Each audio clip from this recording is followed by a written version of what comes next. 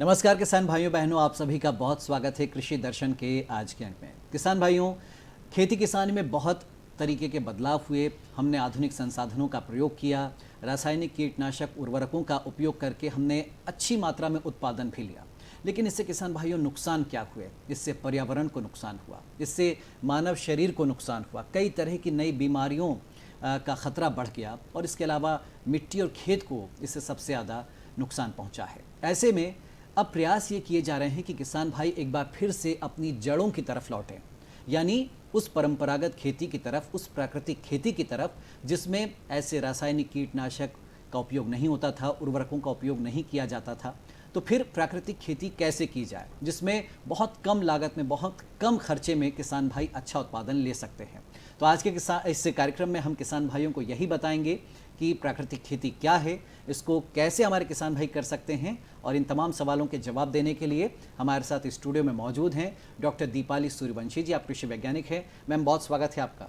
धन्यवाद सर। तो शुरुआत यहीं से करते हैं। दीपाली जी, हमारे किसान भाइयों को विस्तार से थोड़ा सा बताइए कि प्राकृतिक खेती आखिर क्या होती है। सभी किसान भाइयों को मेरा नमस्कार। प्राकृतिक खेती जो हमें प्रकृति से निःशुल्क में प्राप्त होता है, हवा, पानी, सूर्य द्वारा प्राप्त ऊर्जा, ये सभी हमें प्रकृति से फ्री में प्राप्त होता है। इसका उपयोग करके जो खेती हम करते हैं वही प्राकृतिक खेती कहलाती है जी।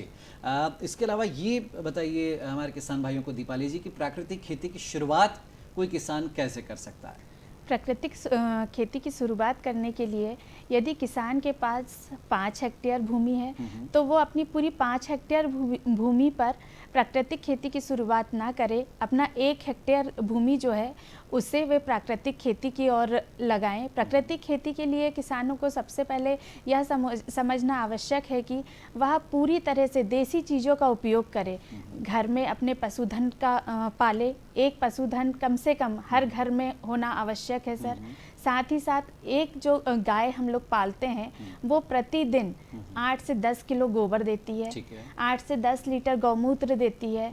उसका उपयोग यदि एक किसान करता है तो एक महीने में, मतलब एक दिन का खाद जो है 8 से 10 किलो गोबर, 8 से 10 किलो अपना गौमूत्र को स्टोर करके वो 1 एकड़ है खाद का उपयोग कर सकते हैं। जितनी खाद इस्तेमाल होती है उतना वो घर पर ही तैयार कर सकता जी सर, है। जी। तो इससे उसकी लागत सीधे सीधे कम हो गई, केवल एक पशुधन के बदौलत। जी सर। जी, ये बताइए दीपाली जी कि प्राकृतिक खेती, थोड़ा सा और हम विस्तार में जाएंगे कि प्राकृतिक खेती में जैसे अब रासायनिक उर्वरक, रासायनिक कीटनाशकों का किसान भाई जमकर उपयोग कर रहे हैं, तो क्या इस जो प्राकृतिक खेती इसमें क्या बिल्कुल उनका इस्तेमाल नहीं होता है, या किन चीज़ों का इस्तेमाल होता है जिससे हम प्राकृतिक खेती करते हैं?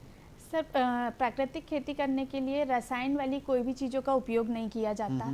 रसायन मुक्त खेती का ही मतलब है प्राकृतिक खेती करना। अच्छा। जी, इसमें कोई भी केमिकल उपयोग नहीं किया जाएगा। जैसे घर पर बनी हुई चीज़ों का उपयोग किया जाएगा। किसान भाई अपने यहाँ पर गाय का पालन कर सकते हैं। एक गाय जो है वो 30 एकड़ खेत को गोबर मतलब खाद दे सकती है। अच्छा।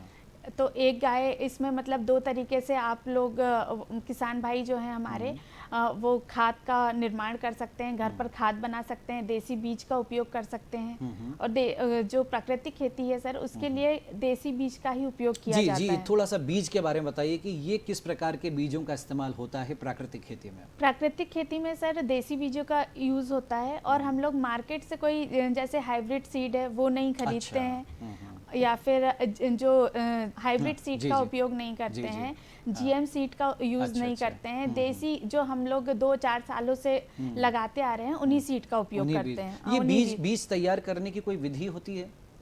बीज तैयार करने की विधि ये है सर कि जैसे हम लोगों ने देसी बीज लगाया, उसमें से मतलब हम लोग जो हमारा उत्पादन हुआ उसी में से हम बीज बचा लेते हैं। उसमें बीज बचाते नहीं, जो अच्छी क्वालिटी का बीज है, एकदम हष्ट पुष्ट बीज है, तो उसकी हम लोग ग्रेडिंग कर लेते हैं। जो स्वस्थ बीज है उसको अलग कर लेते हैं और उसको ही नेक्स्ट ईयर हम लोग खेत में लगाते हैं। तो देखिए, इससे जो किसान भाई बीजों के लिए परेशान होते हैं, या जो कई बार ये होता है किसान भाइयों की बाजार में नकली बीज मिलते हैं जो उच्च क्वालिटी के नहीं होते, उनकी अच्छी पैकिंग दिखा करके आपको बेच दिया जाता है और जब फसल खराब होती तब आप लोगों को पता चलता है कि आप तो ठगे जा चुके हैं। तो प्राकृतिक खेती में एक ये भी फ़ायदा है कि आप देसी बीज का इस्तेमाल करें, जो आपके पास उत्पादन हुआ है उसी में से अच्छी क्वालिटी का बीज आप अपने लिए संभाल कर रख लें, जिसका आप अगले साल उपयोग करें और उससे आप उत्पादन ले सकते हैं। खाद की हम बात करते हैं दीपाली जी, तो ये बताइए कि खाद कैसे तैयार की जाती है, उसकी विधि क्या होती है? सर इसमें जो प्राकृतिक खेती है उसमें 2 प्रकार की खाद यूज़ होती है। एक तो होता है जीवामृत और एक होता है घन जीवामृत। अच्छा। जो जीवामृत होता है वो लिक्विड फॉर्म में होता है। उसमें तैयार करने के लिए जैसे एक गाय जो है एक दिन में 8 से 10 लीटर गौमूत्र करती है, 8 से 10 किलो गोबर देती है। तो उसको हम लोग एक 200 लीटर का टैंक लेते हैं, उसमें 200 लीटर के लगभग जल डालते हैं, उसमें 8 से 10 लीटर जो है वो गौमूत्र डालते हैं और 1 किलोग्राम गोबर डालते हैं। अच्छा। और साथ ही साथ 1 से 1.5 किलोग्राम हम लोग गुड़ डालते हैं और 1 से 1.5 किलोग्राम बेसन डालते हैं। अच्छा। जो हम लोगों का देसी घर में मतलब तैयार किया हुआ बेसन होता है, वो किसी भी दाल का बेसन हो सकता है, जरूरी नहीं है कि चने की दाल का ही हो। किसी भी दाल का बेसन हम लोग उपयोग कर सकते हैं। और उसमें हम लोग उसको सुबह और शाम, मतलब ये जो एक मतलब पहला खाद ऐसा है जो 4 दिन में तैयार हो जाता है। सुबह 5 मिनट घड़ी की दिशा में, मतलब उसे डंडे से घुमाना है, शाम के समय घड़ी की दिशा में उसे 5 मिनट घुमाना है। ऐसा आपको 4 दिन तक करना है। उसके बाद 5वें दिन आपका जो है वो लिक्विड फॉर्म में खाद बनकर तैयार हो जाता है जी। और एक और दूसरा आपने जो बताया, जो घन जीवामृत होता है सर, ये ड्राई फॉर्म में होता है, ये सूखा खाद होता है। अच्छा। तो इसके लिए ऐसा 100 किलोग्राम हम लोग गोबर लेते हैं, 10 दिनों तक उसे छांव में सुखाते हैं। अच्छा। उसके उसके बाद उसमें 2 किलो हम लोग बेसन डालते हैं और एक जो पुराना सा कोई पेड़ है उस पेड़ के नीचे की मिट्टी लगभग 1 किलोग्राम उठाकर लाते हैं, क्योंकि वो उसमें ढेर सारे जीवाणु होते हैं। जी जी जी, जो मतलब खाद बनाने में सहायता करते हैं। उस मिट्टी को पोषक तत्व उस खाद को पहुंचाएंगे। जी, पोषक तत्व बहुत अधिक मात्रा में होते हैं। तो उससे उस मिट्टी को लाकर उस गोबर के उसमें, मतलब गोबर को 100 किलोग्राम जो गोबर है उसको फैला लेते हैं, उसके ऊपर 1 किलोग्राम मिट्टी का छिड़काव करते हैं, 2 किलोग्राम हम लोग बेसन का छिड़काव करते हैं उसमें, और उसके साथ ही साथ 2 लीटर गौमूत्र लेकर उसमें 1 किलोग्राम गुड़ का घोल बनाकर उसमें छिड़काव करते हैं और उसको अच्छे से मिक्स कर लेते हैं। तो देखिए किसान भाइयों, 2 तरह की खाद आप बना सकते हैं, एक तो जीवामृत और एक घन जीवामृत, और दोनों को बनाने की विधि दीपाली जी ने आपको बताई है विस्तार से। इसमें अंतर क्या होता है, लिक्विड फॉर्म या जो ठोस फॉर्म आपने बताया, क्या अंतर होता है इनमें? सर लिक्विड फॉर्म जो है वो हम लोगों को स्प्रे करना होता है, और जो ड्राई फॉर्म होता है उसका हम लोग मतलब ऐसे भुरकाव कर सकते हैं आसानी से। लेकिन ये दोनों ही खाद जो है वो 5 दिन में तैयार हो जाती है। और इनका क्या समान महत्ता रहती है, गुण मतलब दोनों में समान रहते हैं? जी, दोनों में समान गुण रहते हैं। अगर और ये जी मध्य प्रदेश की अगर हम परिप्रेक्ष्य में बात करें तो किसान भाई अभी जो प्राकृतिक खेती कर रहे हैं उसमें किस तरीके से वो खेती कर रहे हैं, कौन सी खाद या किस तरीके से खाद का निर्माण जो कर रहे हैं, किसी तरह की उनको दिक्कत तो नहीं आ रही है, या कितना बदलाव आया है अब किसानों ने जो प्राकृतिक खेती का उपयोग कर रहे हैं? सर जो प्राकृतिक खेती का इस समय उपयोग कर रहे हैं वे किसान घर पर ही खाद बनाते हैं और उसके बाद अपने खेत में उपयोग करते हैं। ये प्राकृतिक खेती करने के लिए किसान भाई हमारे बाजार से कुछ भी नहीं लेकर आते हैं, घर में उपयोग की जाने वाली रोज़मर्रा की जीवन में जो भी चीज़ें यूज़ होती है उसका उपयोग करके खेती कर रहे हैं और उसी से खाद बना रहे हैं। जी थोड़ा सा और ये बताइए कि प्राकृतिक खेती से फ़ायदे क्या क्या होते हैं? एक तो ये हो गया कि लागत आपकी नाम मात्र की रहेगी, एक पशुधन पर जो खर्चा होता है उसके भूसे चारे पानी का वो खर्चा, उसके अलावा क्या कोई और खर्चा लगता है इसमें? सर बीज आसानी से घर में उपलब्ध हो जा रहा है, क्योंकि जो भी हाइब्रिड सीड होता है वो बहुत महंगा होता है, जो किसान को खरीदने में बहुत परेशानी आती है। यदि हमारा गरीब किसान है तो प्राकृतिक खेती आसानी से कर सकता है, घर में जो बीज है उसके पास वो उपयोग कर सकता है। सर इसके लिए सबसे बड़ा फ़ायदा ये है कि हमें स्वास्थ्य में कोई हानि नहीं होती है, स्वास्थ्य के लिए बहुत लाभदायक है। और इसका जो मार्केट प्राइस है वो भी बहुत अच्छा होता है। मतलब जैसे नॉर्मल यदि हम लोग रसायन वाली कोई सब्जी खरीदते हैं तो वो हमें 10 रुपये किलो मिल रही है, लेकिन यदि हम लोग वही चीज़ प्राकृतिक वाली यूज़ करते हैं, नेचुरल वाला यूज़ करते हैं, तो वो हमें 20 रुपये किलो भी मिलेगी। जहर मुक्त है तो हम लोग उस और ज़्यादा पसंद आजकल बड़े पैमाने पर देखिए किसान भाइयों क्या हो रहा है, लोग रासायनिक पदार्थों का उपयोग ना के बराबर करना चाहते हैं। वो चाहते हैं कि या तो जैविक उत्पाद हमें मिलें या फिर प्राकृतिक खेती से तैयार हुए उत्पाद, और उनकी लोग बहुत ज़्यादा कीमत देने को तैयार हैं। बल्कि एडवांस में बुकिंग चल रही है। दीपाली जी, मैं क्या ठीक कह रहा हूँ जी कि सर। आजकल खेतों में पहले ही बुकिंग हो जाती है और किसान भाइयों को उससे बहुत अच्छा मुनाफा मिलने जी लगा है? सर, सभी लोग चाहते हैं कि हम लोग रोग मुक्त रहें आज के समय में। मतलब हमें डॉक्टरों के यहाँ पे पैसे खर्च ना करना पड़े, अच्छे से अच्छा नेचुरल चीज़ें हमको खाने को मिले, नेचुरल सब्जियां हम लोग उपयोग करें। इसलिए हमारा जो मध्य प्रदेश है अब प्राकृतिक खेती की ओर अग्रसर हो रहा है धीरे धीरे। और हमारे जो प्रधानमंत्री जी हैं, मुख्यमंत्री जी हैं, उन्होंने भी इसमें बहुत सारी स्कीम्स दी हैं जी कि जी, मतलब बिल्कुल। चलिए हम उन स्कीम्स के बारे में समझेंगे। किसान भाइयों आपको बताएंगे विस्तार से कि क्या ये योजनाएं हैं, इनसे आप कैसे फ़ायदा उठा सकते हैं, सरकार आपकी किस तरीके से और मदद कर सकती है, प्राकृतिक खेती को बढ़ावा देने के लिए कौन कौन से उपाय किए जा रहे हैं। एक छोटे से ब्रेक के लिए यहाँ पर रुकेंगे और ब्रेक के बाद जब हम हाजिर होंगे तो प्राकृतिक खेती के बारे में और विस्तार से जानेंगे। अरे सुन तो। मुझे क्या सुनाना चाहते हो? जो सुनाओ मेरी सौतन को। किसको? अरे वही तुम्हारा मोबाइल फोन जिससे सुबह शाम दिन रात चिपके रहते थे और कहते थे किसान कॉल सेंटर से बातें हो रही हैं। अच्छा ये बात है। हाँ, क्यों? क्या हुआ? अब बात नहीं होती क्या? अब तो झट से बात हो जाती है। संबंधी समस्याओं का अपनी भाषा में तुरंत हल पाने के लिए पूरे भारत में किसी भी फोन से हेल्पलाइन नंबर पर संपर्क करें। किसानों का दोस्त किसान कॉल सेंटर।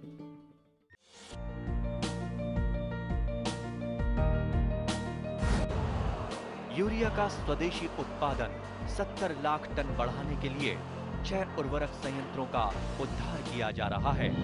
FCIL के गोरखपुर, सिंदरी, तलचर और रामागुंडम संयंत्र, HFCL की बरौनी इकाई और BVFCL की नामरू फोर्थ। सोने पर सुहागा ये है कि देश में अब बनेगा सिर्फ नीम लेपित यूरिया, क्योंकि इससे होगा किसानों का फायदा ही फायदा। अनाज का उत्पादन 10% तक बढ़ेगा।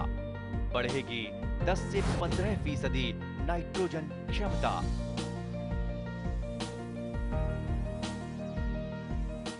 ब्रेक के बाद किसान भाइयों आपका स्वागत है। तो आज हम चर्चा कर रहे हैं प्राकृतिक खेती पर, जिसके लिए सरकार लगातार जोर दे रही है और किसान भाइयों को प्रेरित कर रही है कि वो प्राकृतिक खेती की तरफ लौटें, जिसमें वो बहुत नाम मात्र की लागत में या कीमत पर अच्छा उत्पादन ले सकते हैं और न केवल मानव शरीर को सुरक्षित रख सकते हैं बल्कि पर्यावरण को सुरक्षित रखने में बहुत बड़ी भूमिका हमारे किसान भाई निभा सकते हैं जो अन्नदाता हैं। और इसीलिए सरकार अपने स्तर पर बहुत ज़्यादा प्रयास करी। वो प्रयास क्या हैं और क्या सुविधाएं किसानों को दी जा रही हैं जो प्राकृतिक खेती कर रहे हैं, इस बारे में हम जानते हैं। डॉक्टर दीपाली सूर्यवंशी जी हमारे साथ में हैं।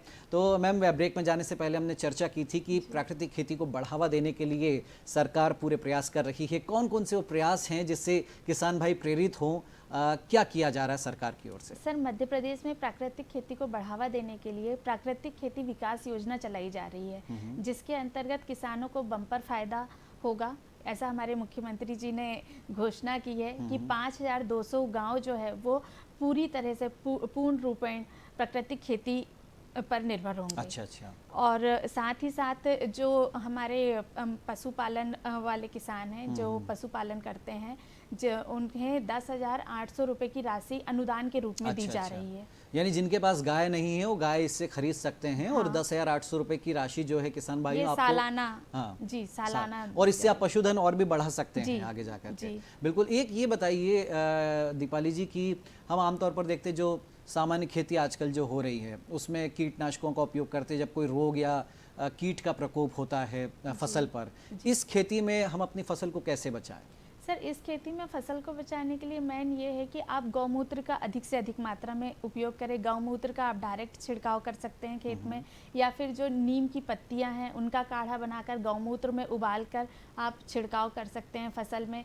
नीम की जो बिनोली होती है उसको गौमूत्र में उबालकर छिड़काव कर सकते हैं। साथ ही साथ 10 प्रकार के पत्ते का उपयोग करके गौमूत्र में उबालकर छिड़काव कर सकते हैं। उससे रोग और कीट दोनों से निजात पा सकते हैं। जी। दीपाली जी, ये बताइए कि प्राकृतिक खेती शुरू करने के लिए सबसे अच्छा सीजन कौन सा होता है? रबी का या खरीफ का, या ये कभी भी शुरू सर, हम कर हमारे सकते हैं? मध्य प्रदेश में हम लोग आमतौर पर ये मानते हैं कि जो खरीफ का सीजन है वो सबसे अच्छा सीजन मानते हैं किसी भी चीज़ की शुरुआत करने के लिए। तो खरीफ का सीजन ही सबसे अच्छा सीजन है जिसमें हम लोग शुरुआत कर सकते हैं। सकते हैं।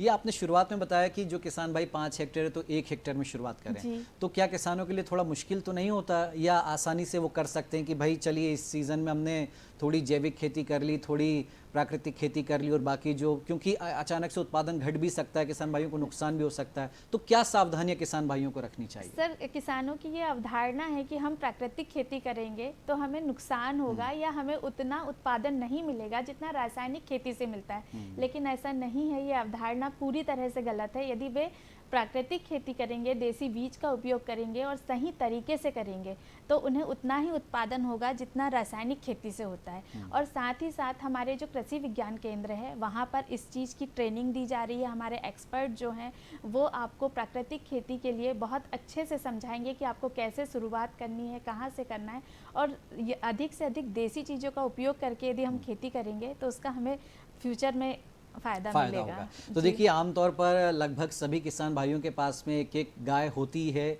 जिनके पास नहीं है उनको गाय खरीदने के लिए सरकार अनुदान भी दे रही है।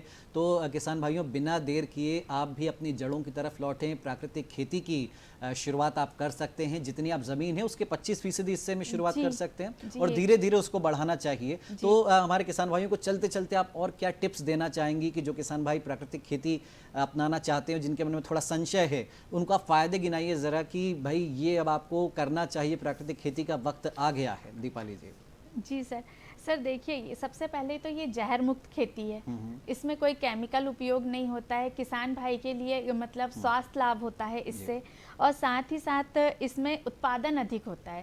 जैसे हम बात करें बासमती धान की, तो हम लोग रासायनिक खेती से उसका उत्पादन जो है वो 8 क्विंटल पर हेक्टेयर लेते थे। अच्छा। लेकिन प्राकृतिक खेती में ये मतलब रिसर्च में पता चला है कि प्राकृतिक खेती से हम लोगों ने 18 से 24 क्विंटल प्रति अच्छा। हेक्टेयर इसका उत्पादन लिया यानी है। 2 गुना उत्पादन ले चुके हमारे किसान जी भाई।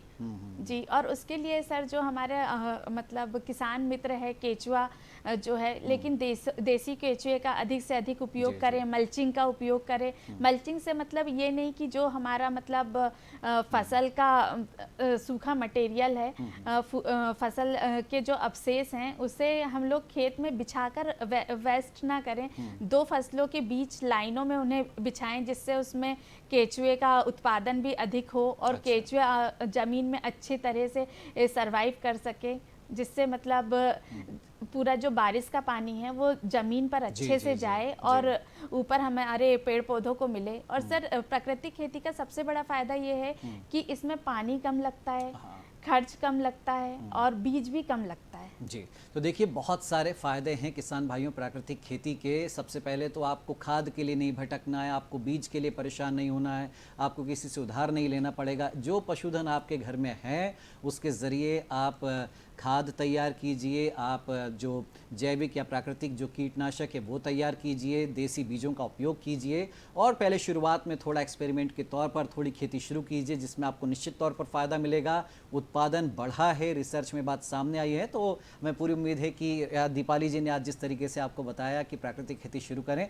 आप निश्चित तौर पर करेंगे। दीपाली जी, बहुत शुक्रिया आपका हमारे साथ इस कार्यक्रम में आप जुड़े और इतनी अच्छी जानकारियाँ आपने हमारे किसान भाइयों तक पहुँचाई।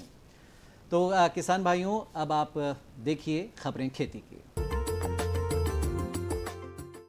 नमस्कार किसान भाइयों, खबरें खेती में आप सभी का स्वागत है। आइए पहले नजर डालते हैं मुख्य समाचारों पर। यूरिया के लिए 3 लाख करोड़ से अधिक की सब्सिडी। देश में अब तक 203 लाख हेक्टेयर में हुई बोनी। मध्य प्रदेश में फसल बीमा की जिम्मेदारी 4 कंपनियों को। बरसात में लगाए भिंडी और कामलिया कीट का नियंत्रण। और अब खबरें विस्तार से।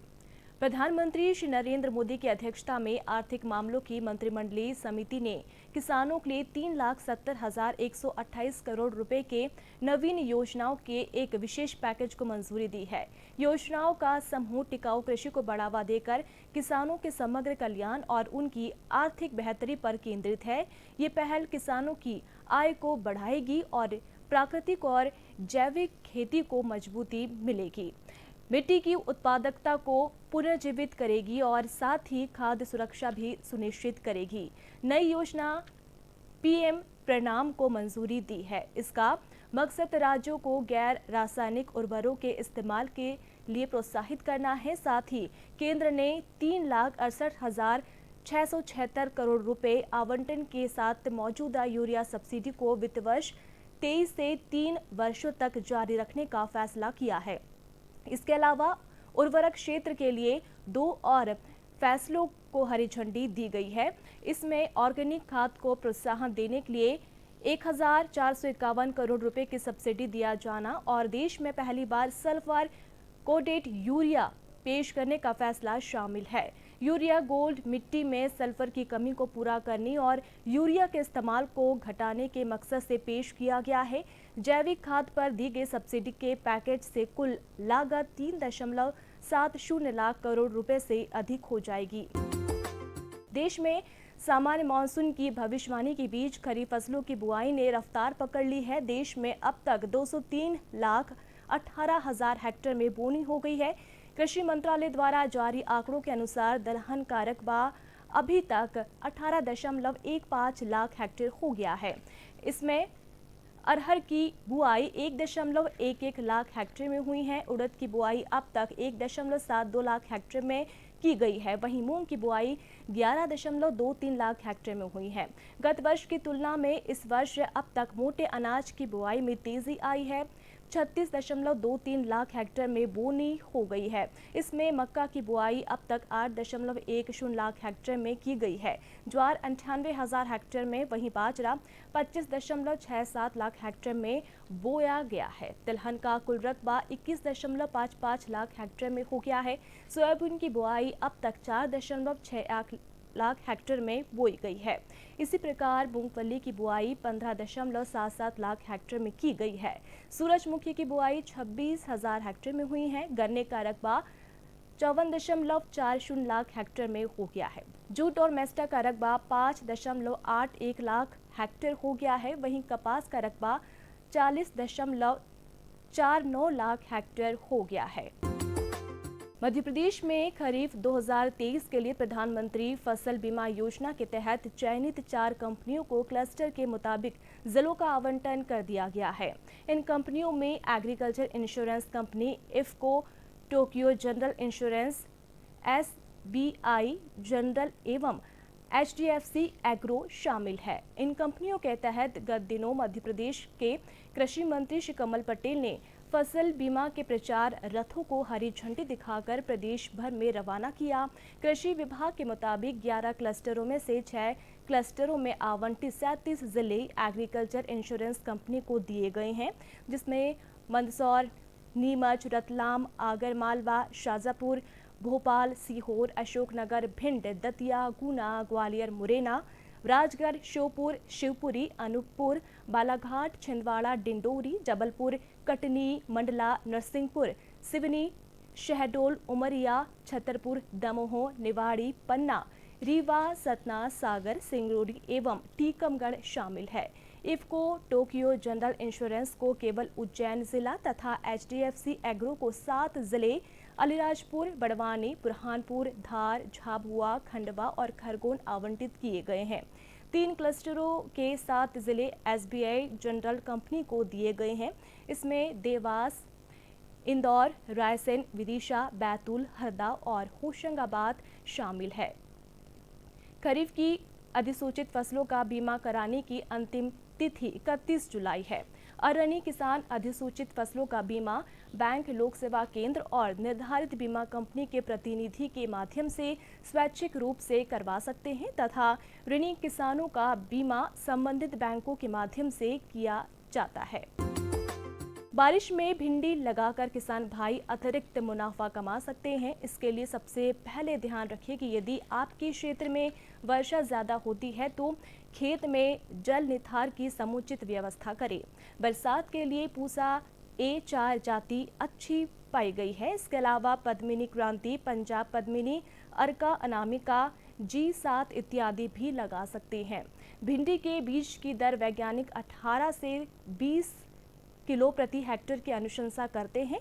ध्यान रखिए कि बीज का उपचार थायरम से ज़रूर करें। इसमें कई तरह की व्याधियों से मुक्ति मिल जाती है।